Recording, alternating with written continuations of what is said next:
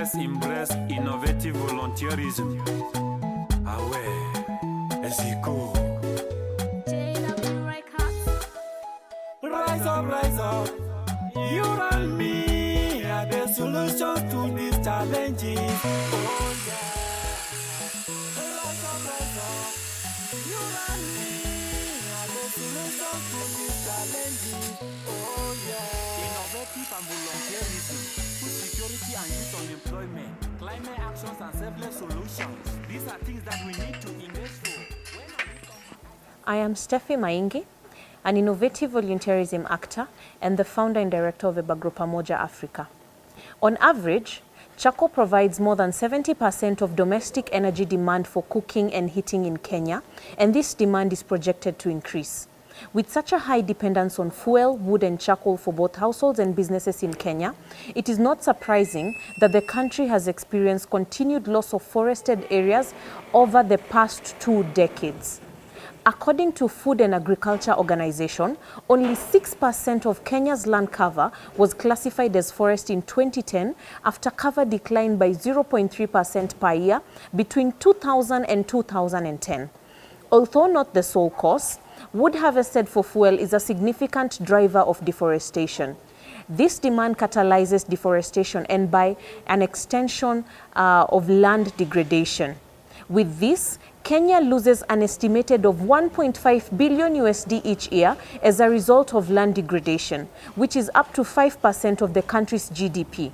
Switching from unclean cooking to clean cooking implies tapping into the ready economic opportunities. Replacing charcoal with clean cooking, for instance, means recouping up to 1.3 billion USD currently expended in charcoal and firewood. In addition, the health impact of unclean cooking is immense. In Kenya, between 14,000 to about 20,000 deaths each year are attributed to indoor pollutions from unclean cooking. Replacing unclean cooking with clean cooking therefore directly impacts on enhancing health of communities. Accordingly, Kenya has taken steps to incentivize clean cooking. This is through the Finance Bill of 2021, which exempts 3 classes of clean cooking from 16% VAT, including sustainable fuel briquettes. This is in addition to the notable affordability, where briquettes are up to 2 times cheaper than charcoal. This creates a conducive environment for briquettes production to tap to a ready gap. Briquettes are a compressed block or pieces of combustible biomass material such as agricultural waste. This is soda, spit, cassava, peels, among others, used for fuel or kindling to start a fire. Briquettes are used to replace the use of other non-renewable fuels like firewood, charcoal, furnace oil, among others. Briquettes making remains critical and a quick option to reverse the effects of deforestation, thus necessitating scale-up of this solution. As innovative volunteerism youth, we went to lengths of having training for briquettes fabrication, and we started with briquettes made of paper. We were using hands. Then we proceeded now to make briquettes using machines. So today I am going to take you through the process of making briquettes using these machines, as we also interact with other innovative volunteers to hear their experience on briquettes making and how briquettes, the skill of making briquettes, has impacted them.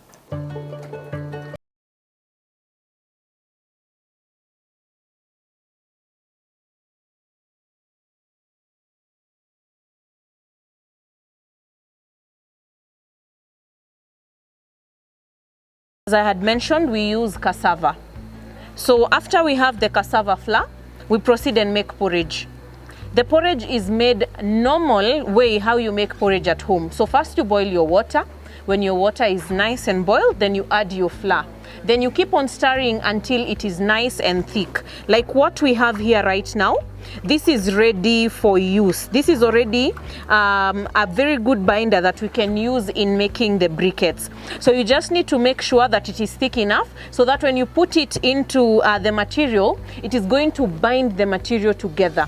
And that is how you get a nice compressed briquette. So a good binder is very important. If you do not have this starch, like what we have, we are using cassava starch. Molasses is also a very, very good alternative to use as a binder for briquettes. But when you look at the product, as long as you've used a good binder, it is going to give you a good final product. Whether you're using molasses or you're using starch as your binder, but we use what is readily available, because the main purpose of this, we use agricultural produce, agricultural waste to make our clean energy briquettes.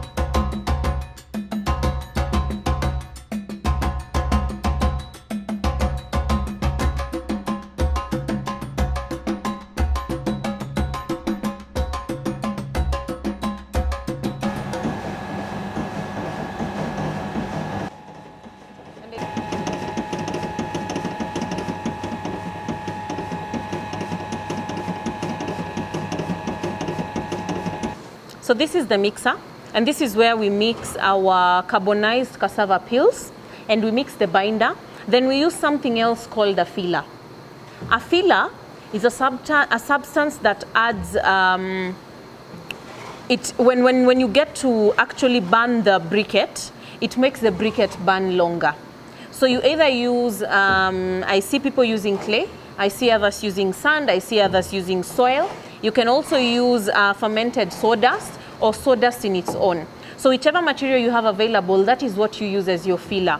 So what is available here mostly, we usually use the fermented sawdust to use as our filler. But the filler is only put in a very small portion. So there's a ratio that you have of charcoal dust, binder, and filler. So if you exceed any of those, then the briquette is not going to come out as you expect. So we worked really hard to get the perfect ratio that works with each and every material that we use. So that is the ratio that we use every time while mixing, whereby we measure each and every material using the scale, then we put it into the mixer. So once it is out of the mixer, we know it's going direct to the extruder, and there's nothing more we are adding, maybe just a little bit of water. But apart from that, everything is done here. So this is where the real work starts, so that we can actually proceed to make the briquette. So you're going to see how exactly we mix and how the machine runs. Then we can proceed to the extruder, and I will explain more on how we make briquettes using the extruder.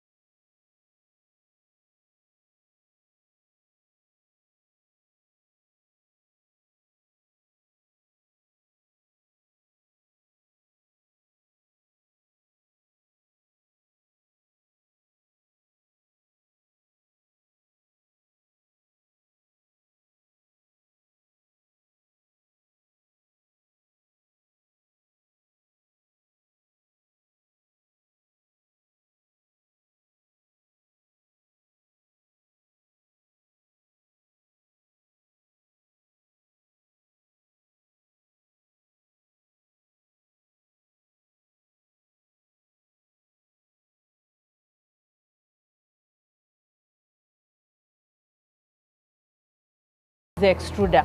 This is what compresses all that mixed material to give you a ready-made briquette. So this is not final yet. This is not the final process, because when the briquette gets out from the extruder, it still needs drying. So we usually put the material in here, into this part of the machine. You put on the machine and the briquettes come out from here. So once the briquette comes out, you cut it, we put it into these trays, where we put so many briquettes onto the trays. Once one tray is full, we put another tray, so that we can take these briquettes to the solar dryer, so that they can dry in the solar dryer. It is very, very important also in the way your machine works, because the machine needs to be able to compress the briquettes very well. If your machine is having issues, then that means that you're not going to give out a good looking briquette, one that has good shape and one that holds itself very well. And also, this is why we put in a good binder, because if you don't put in a good binder into your mixer while mixing your materials, then it means that anything you put into the extruder, it's not going to compress very well. As you can see, this has just come out from the extruder, but because you put in a very good binder, it is still holding its shape. It's not dry yet, but it is still holding its shape very well, because we put in a good binder. So having the right materials for your briquettes is very important. This really dictates the kind of product that you're going to remove and the kind of product that you're going to take out there to the market.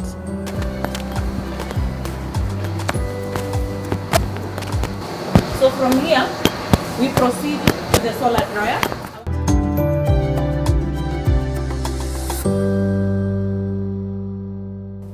So this dryer that we have here has a capacity of 450 kg. So each and every shelf that we have here holds at least 25 to 30 kilograms of briquettes. Briquettes are quite heavy. You can't compare this with food. So they have a number of, it has weight. So with 25, so we know at least when we have 2 shelves, that will fill up a sack and maybe something on top. Because if it can hold 30 kgs and we pack mostly in 20 kgs, 30 kgs and 50 kgs, we know at least a shelf can either give us the 20 kg, 30 kg, or 2 shelves can give us 1 sack of 50 kg or more. So once we have laid our briquettes onto the shelves, we usually close the dryer just to ensure that maximum heat is getting circulated inside this dryer, so that the briquettes can dry within no time. And on top of that, if there is no sun to produce that heat into the dryer, we have the chamber that we built, and that chamber uses briquettes. So we use briquettes to dry briquettes, which really helps us, especially when the weather is not that good, to ensure that production will still continue, whether there's sun or no sun. So this is a very huge advantage for us, because it ensures that at all points, production will still continue. So the dryer has really helped cut the challenge for drying our briquettes and just ensuring that there's maximum production at all times.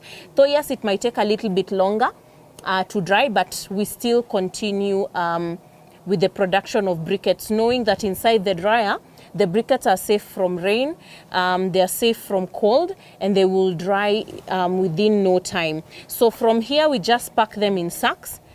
We put them back in the store, and they are dispatched for delivery, just as you've seen our rider dispatching a few briquettes to one of our clients.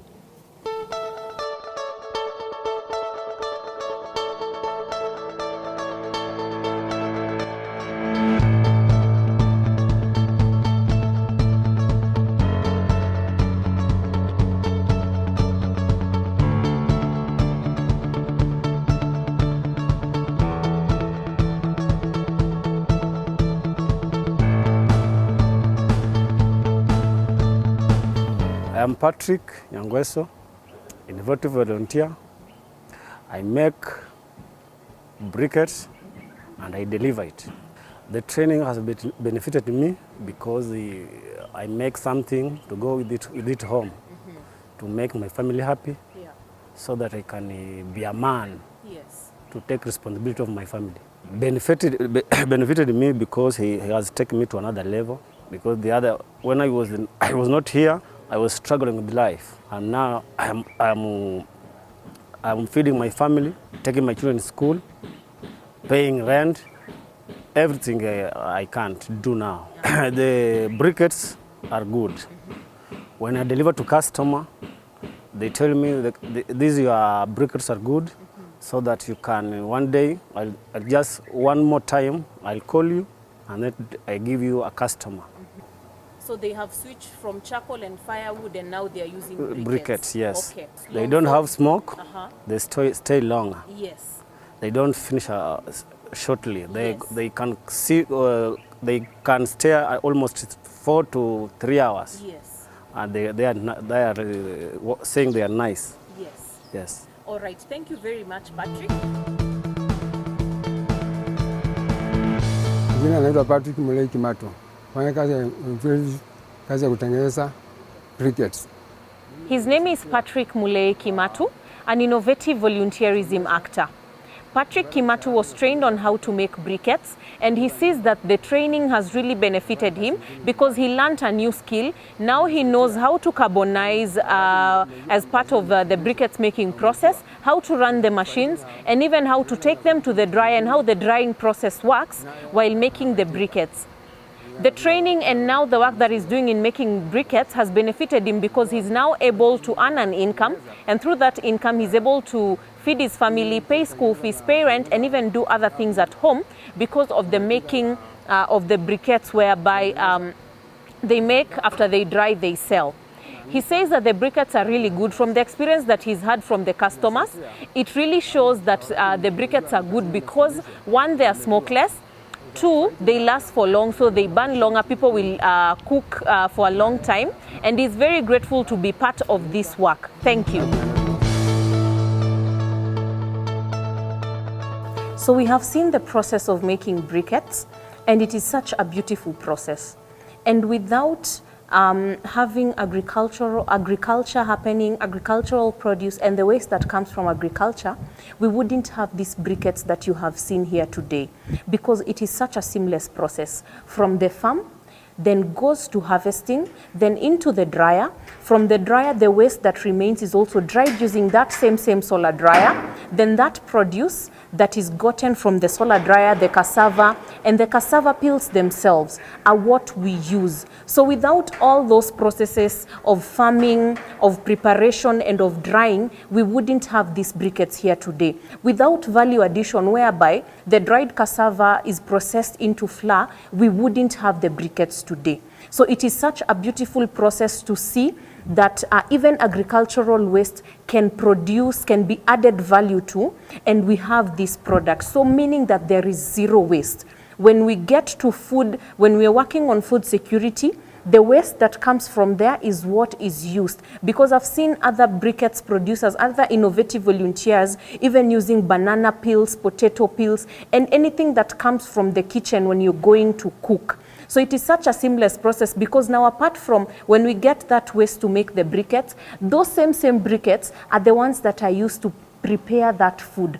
So someone will put briquettes onto their jiko, prepare whether it is cassava from the farm or from the market, their meat and anything, and cook it with that same briquettes. So it is from the farm to waste, to making briquettes, then again back to cooking and into the stomach. So it is such a seamless process that we innovative volunteers enjoy doing, because we see the impact that we have. And in each and every process, we have a solution. So from the solar dryer to value addition, and now the briquettes making, which is a very good alternative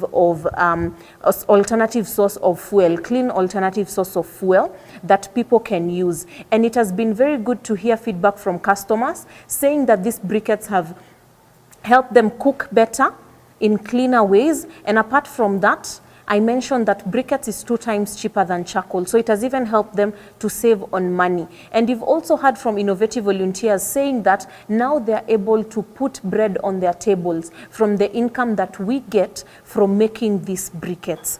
So we will continue innovating solutions, and all of you out here listening, make sure you get these briquettes and enjoy the benefits of these briquettes. Thank you. Innovative volunteerism. This is what innovative volunteerism stands for. This is impact. This is action. This is inspiration. This is what we must do, because every little action we undertake matters. Climate action is our own fierce urgency of now, and every action we take to help a mother put food on the table and more money in more pockets matters. That's what innovative volunteerism is all about. Ushering and inspiring young people to become solution providers, to turn climate change challenges into opportunities. That's what we are seeing, and that's impact. That's climate action. And we must all usher ourselves to turn challenges into opportunities. That's innovative volunteerism. Yeah. Rise up. You and me are the solution to these challenges. Oh yeah.